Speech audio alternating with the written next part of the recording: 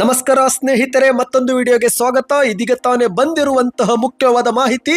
ಕಾಂಗ್ರೆಸ್ ಸರ್ಕಾರದ ಗ್ಯಾರಂಟಿಯಲ್ಲಿ ಜನಪ್ರಿಯವಾಗಿರುವ ಗೃಹಲಕ್ಷ್ಮಿ ಯೋಜನೆ ಕುರಿತಂತೆ ಒಂದು ಗುಡ್ ನ್ಯೂಸ್ ಬಂದಿದೆ. ಹೌದು ಸ್ನೇಹಿತರೆ, ಶೀಘ್ರವೇ ಕರ್ನಾಟಕದ ಬಜೆಟ್ ಮಂಡನೆ ಆಗಲಿದ್ದು ಈ ಬಾರಿಯ ಬಜೆಟ್ ನಲ್ಲಿ ಮಹಿಳೆಯರಿಗೆ ಗುಡ್ ನ್ಯೂಸ್ ಸಿಗಲಿದೆ. ಏನು ಎಂಬುದನ್ನ ವಿಡಿಯೋದಲ್ಲಿ ಪೂರ್ತಿಯಾಗಿ ನೋಡೋಣ.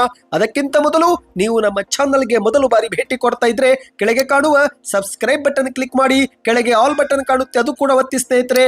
ಈ ಒಂದು ವಿಡಿಯೋಗೆ ಲೈಕ್ ಮಾಡಿ ಮತ್ತು ಈ ಒಂದು ವಿಡಿಯೋ ನಿಮ್ಮ ಗೆಳೆಯರಿಗೂ ಕೂಡ ಶೇರ್ ಮಾಡಿ.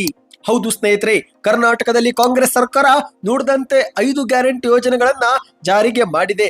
ಅಂದ ಹಾಗೆ ವಿಧಾನಸಭಾ ಚುನಾವಣೆಯಲ್ಲಿ ಕಾಂಗ್ರೆಸ್ ಅಧಿಕಾರಕ್ಕೆ ಬರಲು ಇದೇ ಗ್ಯಾರಂಟಿ ಯೋಜನೆಗಳು ಪ್ರಮುಖ ಪಾತ್ರವನ್ನ ವಹಿಸಿದೆ.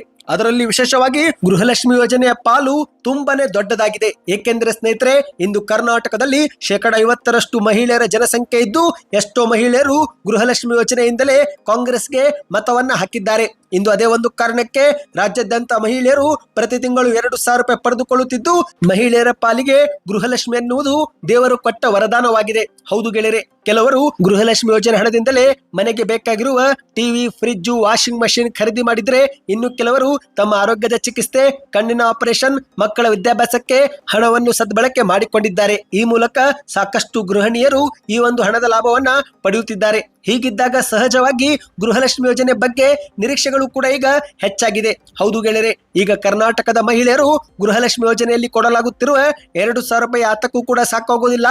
ಈ ಒಂದು ಹಣದಲ್ಲಿ ಏರಿಕೆ ಮಾಡಬೇಕು ಎಂಬ ಬೇಡಿಕೆಯನ್ನ ಸರ್ಕಾರದ ಮುಂದೆ ಇಟ್ಟಿದ್ದಾರೆ. ಈ ಮೂಲಕ ಶೀಘ್ರವೇ ಕರ್ನಾಟಕದ ಬಜೆಟ್ ಅಲ್ಲಿ ಮಹಿಳೆಯರಿಗೆ ಗುಡ್ ನ್ಯೂಸ್ ಸಿಗುವ ಸಾಧ್ಯತೆ ಇದೆ. ಹೌದು, ಈ ಒಂದು ಹಿಂದೆ ಗೃಹಲಕ್ಷ್ಮಿ ಯೋಜನೆ ಹಣವನ್ನು 2,200 ಅಥವಾ 2,300ಕ್ಕೆ ಏರಿಕೆ ಮಾಡಬಹುದು ಎಂದು ನಿರೀಕ್ಷಿಸಲಾಗಿತ್ತು. ಆದರೆ ಇದೀಗ 3,000 ರೂಪಾಯಿವರೆಗೆ ಏರಿಕೆ ಆಗಬಹುದು ಎಂದು ಅಂದಾಜು ಮಾಡಲಾಗಿದೆ. ಹೌದು ಸ್ನೇಹಿತರೆ, ಕರ್ನಾಟಕದಲ್ಲಿ ಕಾಂಗ್ರೆಸ್ ಅಧಿಕಾರಕ್ಕೆ ಬಂದು ಇನ್ನೇನು 2 ವರ್ಷ ತುಂಬಲಿದೆ. ಇದೇ ಸಂದರ್ಭದಲ್ಲಿ ಬಿಜೆಪಿ ಮತ್ತು ಜೆಡಿಎಸ್ ನಾಯಕರು ಕಾಂಗ್ರೆಸ್ ಗ್ಯಾರಂಟಿಗಳು ನಿಂತು ಹೋಗಿವೆ, ಸರ್ಕಾರದ ಬಳಿ ಹಣವಿಲ್ಲ ಎಂದೆಲ್ಲ ಆರೋಪ ಮಾಡುತ್ತಿದ್ದು, ಈ ಒಂದು ಆರೋಪಕ್ಕೆ ಗೃಹಲಕ್ಷ್ಮಿ ಯೋಜನೆ ಹಣ ಏರಿಕೆ ಮಾಡುವ ಮೂಲಕ ಕಾಂಗ್ರೆಸ್ ಸರ್ಕಾರ ತಿರುಗೇಟು ಕೊಡಲು ಸಜ್ಜಾಗುತ್ತಿದೆ.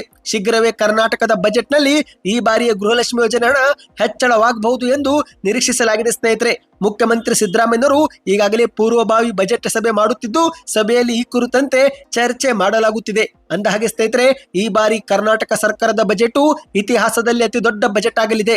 4 ಲಕ್ಷ ಕೋಟಿ ಗಾತ್ರದ ಬಜೆಟ್ ಅನ್ನ ಮುಖ್ಯಮಂತ್ರಿ ಸಿದ್ದರಾಮಯ್ಯನವರು ಮಂಡಿಸಲಿದ್ದಾರೆ.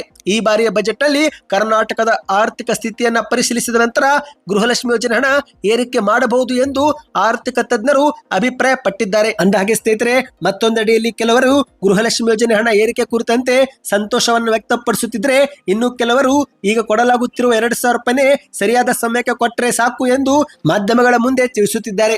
ಒಟ್ಟಿನಲ್ಲಿ ಸ್ನೇಹಿತರೆ, ಕರ್ನಾಟಕದ ಬಜೆಟ್ ನಲ್ಲಿ ಗೃಹಲಕ್ಷ್ಮಿ ಯೋಜನೆ ಹಣ ಹೆಚ್ಚಳವಾಗುತ್ತೋ ಇಲ್ಲೋ ಎಂಬುದನ್ನ ನಾವೆಲ್ಲರೂ ಕಾದು ನೋಡಬೇಕಾಗಿದೆ. ನಿಮ್ಮ ಅನಿಸಿಕೆ ಏನು ಎಂಬುದನ್ನು ನೀವು ಕಮೆಂಟ್ ಮಾಡಿ ಸ್ನೇಹಿತರೆ. ಹೆಚ್ಚಿನ ಮಾಹಿತಿಗಾಗಿ ಚಾನಲ್ಗೆ ಸಬ್ಸ್ಕ್ರೈಬ್ ಮಾಡಿ, ವಿಡಿಯೋಗೆ ದಯವಿಟ್ಟು ಲೈಕ್ ಮಾಡಿ.